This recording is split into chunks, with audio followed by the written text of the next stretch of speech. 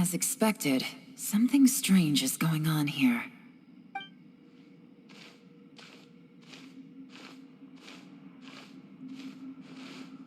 Oh, Traveler? You're both here. Great. I want to talk to you.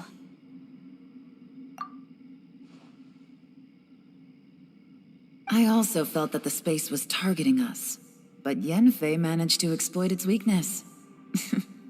Leave it to Yenfei to find a loophole. Based on what just happened, we can now confirm our suspicions that space and time function chaotically here. In addition, we must stay vigilant to avoid the traps set for us by this place. Now that we've found the Conqueror of Demons, the next thing we need to do is find a way out. I went back to the domain again just now. Although I couldn't find a new route, it wasn't a completely fruitless trip. My clan has practiced magic for generations, and has created some catalysts that only we know how to use.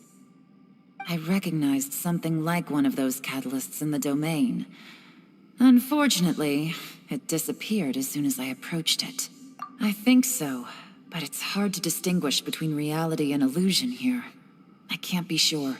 Also, I am the only one out of all of us who could know what it would look like. To me, that confirms that this place really is reading our minds. Just like with that door, it's like it's alive and testing us.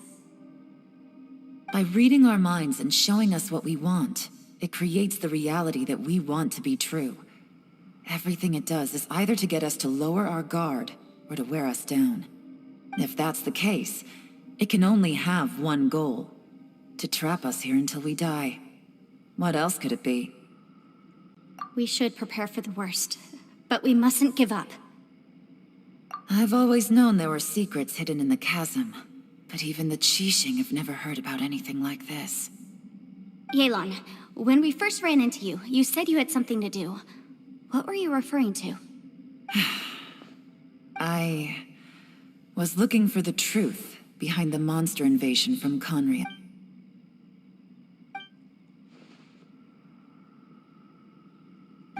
Please keep everything I'm about to say to yourselves. No one else can know. Otherwise... We got it. 500 years ago, a wave of dark beasts from Conria attacked the 7 nations of Tevat. Naturally, Liyue was also affected.